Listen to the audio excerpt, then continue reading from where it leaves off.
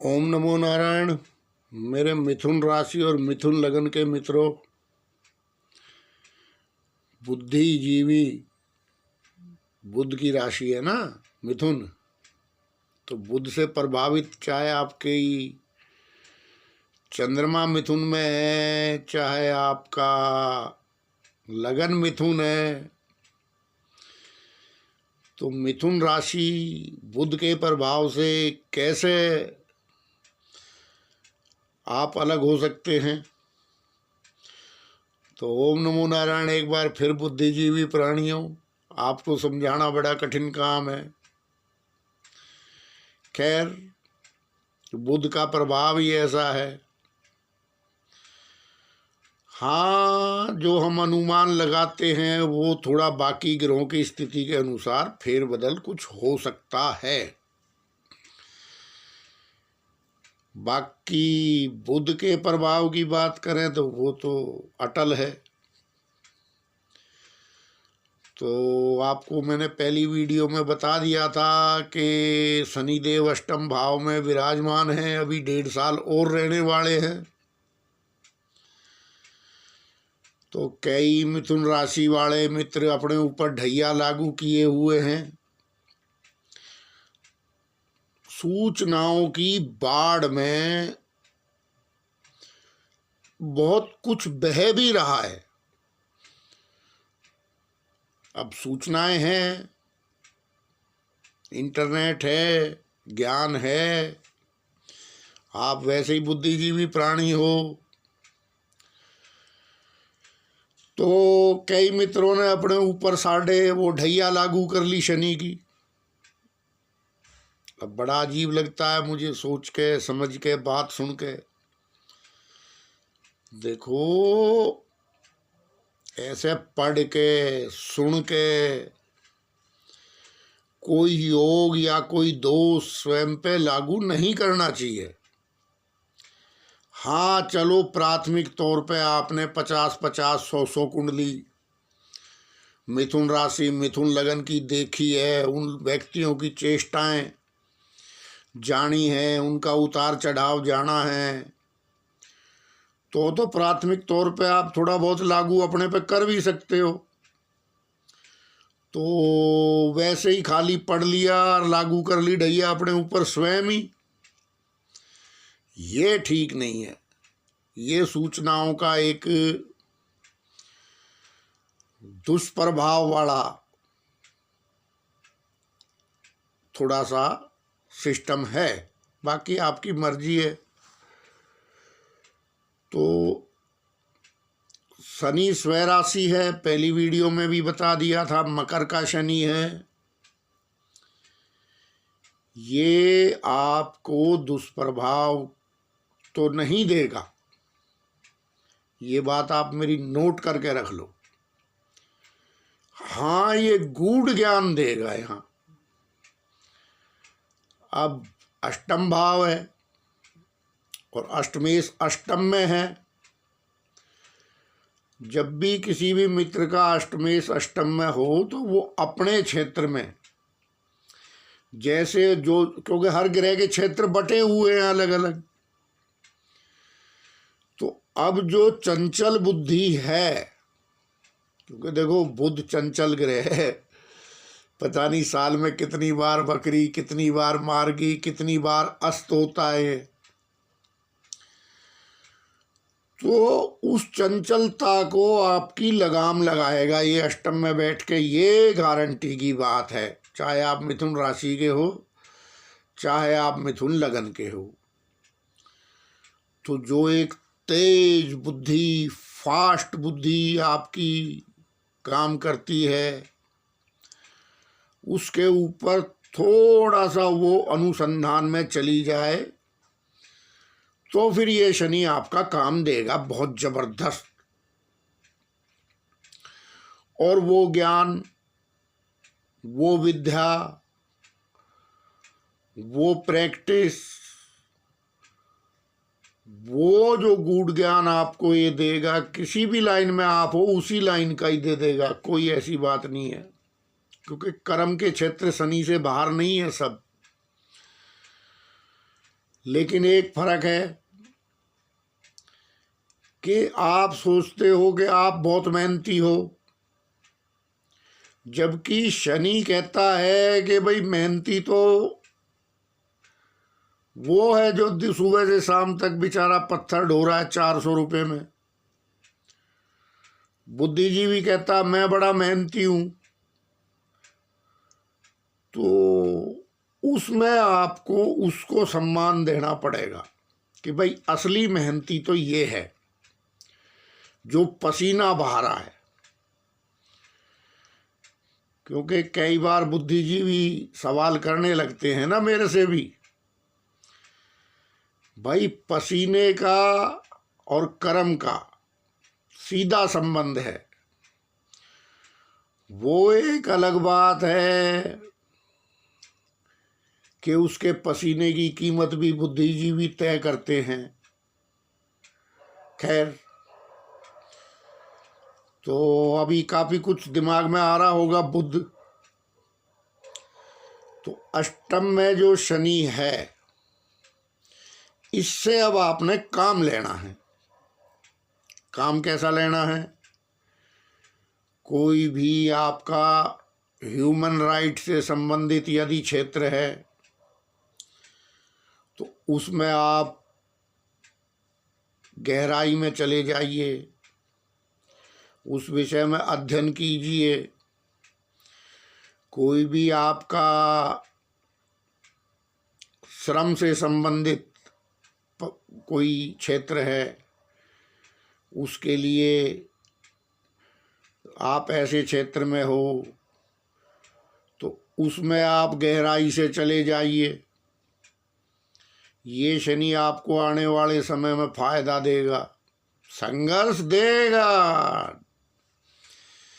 संघर्ष से डरने वालों की तो हार ही हार है। तो उन संघर्षों को आप दुष्प्रभाव मान लोगे तो ये गलत है, क्योंकि यही आपका भाग्य बनने वाला है कल। और जो आज ये दे देगा वो 30 साल बाद देगा। ये बात नोट करके रख लो आप। 2021 में मैं आज बता रहा हूं, मेरी बात आपको समझ में आएगी 22 की दिवाली पे। तो उस चीज में अपने आप को निखारिए। यदि आप न्याय के क्षेत्र में हैं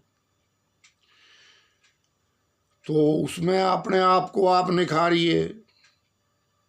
तो शनि से बाहर वैसे कोई जितने भी कर्म हैं सब शनि के अंडर ही आते हैं। बाकी भी आपका कोई काम है, ये समय आपका इस टाइम में बहुत कुछ ऊपर देखने का नहीं है।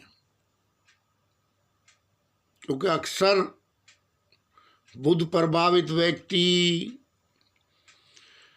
बहुत ऊंची सोच रखते हैं।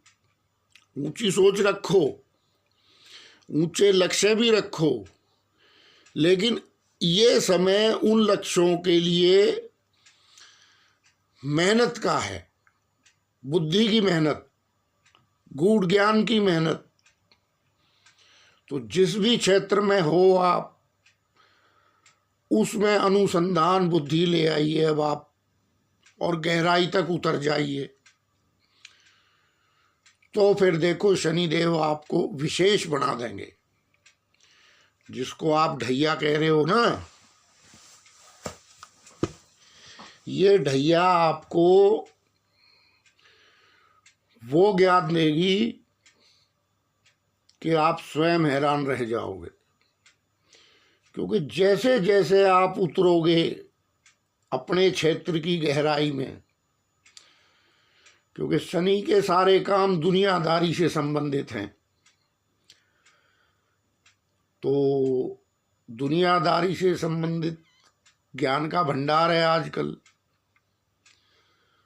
तो उस चीज में आप गहरे जाइए, ये मेरी सलाह है 2021 में। आप प्रमोशन की, तरक्की की तरफ मत भागिए। वो आरती का थाल लेके खड़ी है, 2022 में बहुत गजब फल देगा। लेकिन ये समय, इस समय अर्जन, ज्ञान का अर्जन करने का समय है। ये अष्टम शनि है आपका, स्वयं राशि। और एक बात आपको और बता दूं कि जो शनि बना देता है ना, बहुत गजब की नींव डालता है मित्रों। क्यों, 2.5 साल रहता है ना। तो उदाहरण मैंने आपको दे दिए थे एक वीडियो में। सिंगापुर, मलेशिया, जापान, इसी शनि में हुए थे ये शुरू। आज कहाँ है देख लीजिए आप। तो लेकिन उसके पीछे कितनी मेहनत है इनके। जो आदमी हैं, घर घर में उन लोगों ने घड़ी बनाई, तकनीक भी विकसित की, मेहनत भी की। जब तकनीक का संबंध श्रम से हो जाए, उसी का नाम विकास है। तो जाइए आप गहरे, तकनीक के क्षेत्र में है तो तकनीक के क्षेत्र में गहरा जाइए, रिसर्च कीजिए। भागी दौड़ में तो ये शनि रहने नहीं देगा भाई। दिमाग खराब कर लोगे आप अपना। अगर आप अंधी दौड़, दुनिया दौड़ रही है, इसमें इस समय दौड़ने का नहीं है आपका। जैसे हो, जहां हो, जिस स्थिति में हो, उस स्किल को निखारो आप। ये मेरी आपको सलाह है। और वो ऐसी निखरेगी कि अगले 30 साल आपको वो पोषण देगी। आगे आपकी मर्जी है, क्योंकि आपको समझाना भी बड़ा कठिन है। बुध प्रभावित लोगों को, बड़े तर्कशील व्यक्ति होते हैं आप, तो कई बार तो मैं चुप ही हो जाता हूं। कल भी एक ऑफिस में आ गया बुद्धिजीवी, बोला जी फिर कर्म। अरे भाई, कर्म का श्रम से संबंध है, बुद्धिजीवी एक अलग चीज है। खैर, बुद्धि का श्रम भी श्रम है और उसकी वैल्यू ज्यादा है, ये बात है। तो उस वैल्यू को भुनाने का टाइम अभी नहीं है। अभी उस पर अनुसंधान करके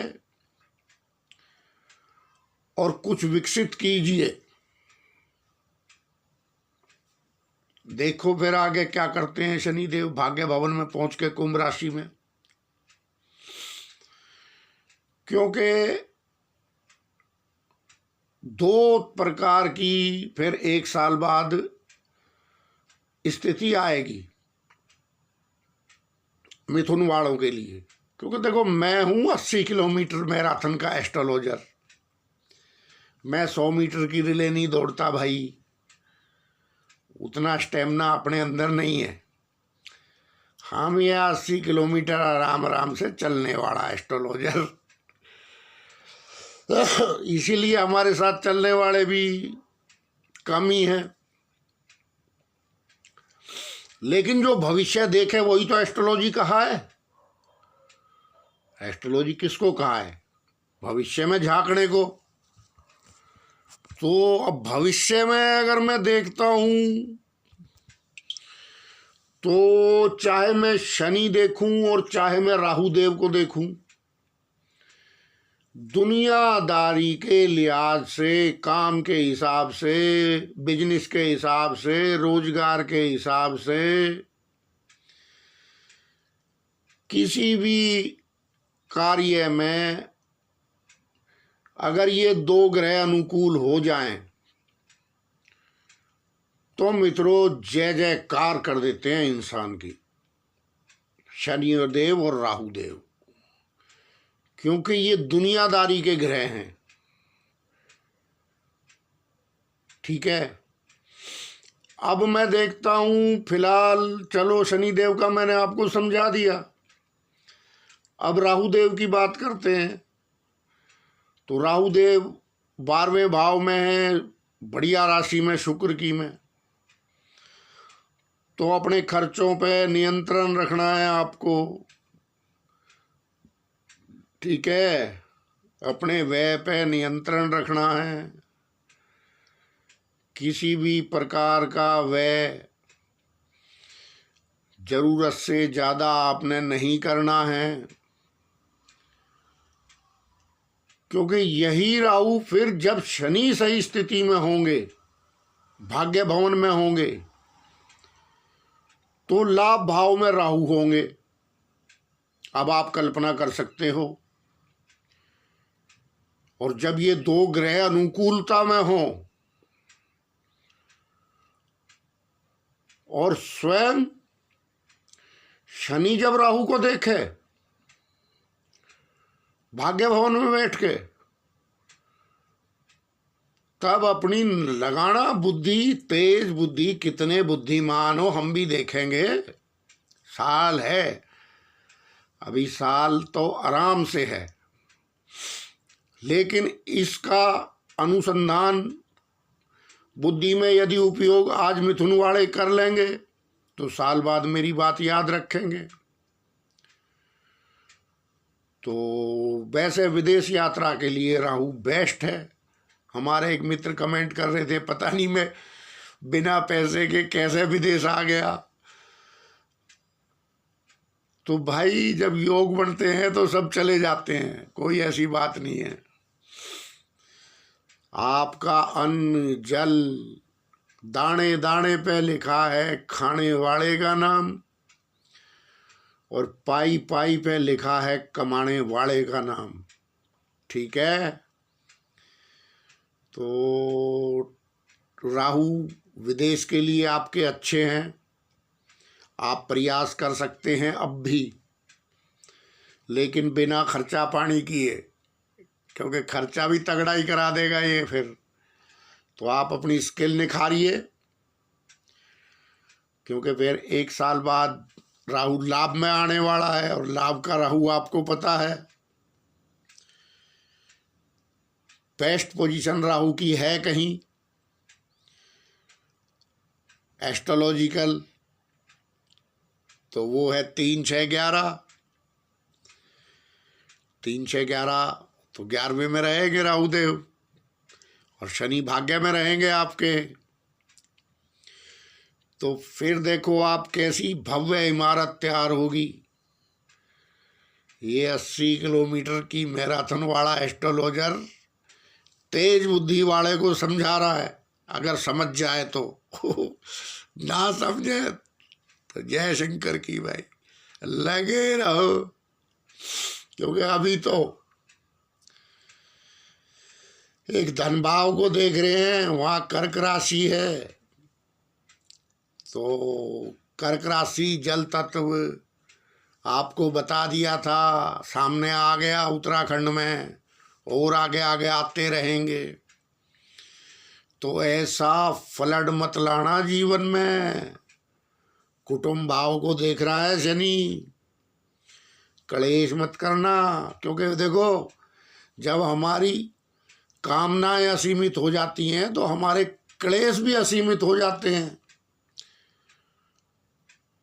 तो मेरे जैसा ढाल लेके सुरक्षात्मक एस्ट्रोलॉजर आपको यही समझा सकता है।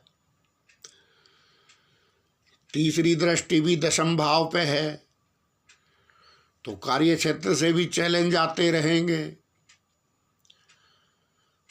क्या, लेकिन सबसे पार निकलने का एक रास्ता मैंने आपको बताया है कि 5वें भाव पे उच्च की दृष्टि रहेगी। जो आपका 5वें भाव है उस पे उच्च दृष्टि रहेगी शनि की।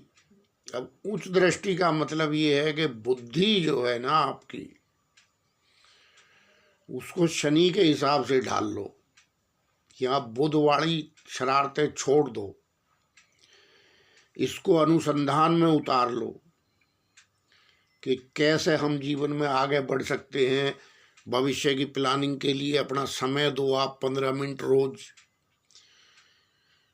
तो अपने क्षेत्र निर्धारित करो और उस विषय में ज्ञान लो, क्योंकि वो चीज देगा आप शनि।